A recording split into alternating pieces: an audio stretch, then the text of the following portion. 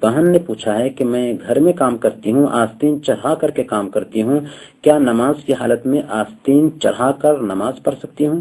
ایک عورت کے چہرہ اور ہاتھ کے علاوہ نماز میں کوئی بھی حصہ کھلا ہوا نہیں رہنا چاہیے۔ یہاں تک کہ بعض علماء نے تو یہ کہا ہے کہ پیر کا بھی جو ظاہری حصہ جو ظاہر میں کھلا ہوتا ہے وہ بھی ڈھانپ لینا چاہیے۔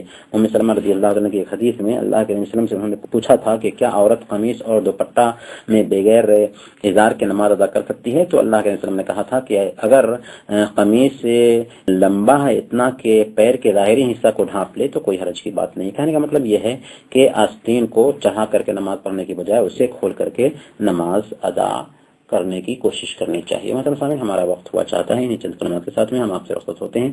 اگلے ہفتہ انشاءاللہ آپ کے مزید سوالات لیں گے، تب تک اجازت دیجیے۔ صلی اللہ علیہ نبینا محمد وعلی آلہ وصحبہ اجمعین۔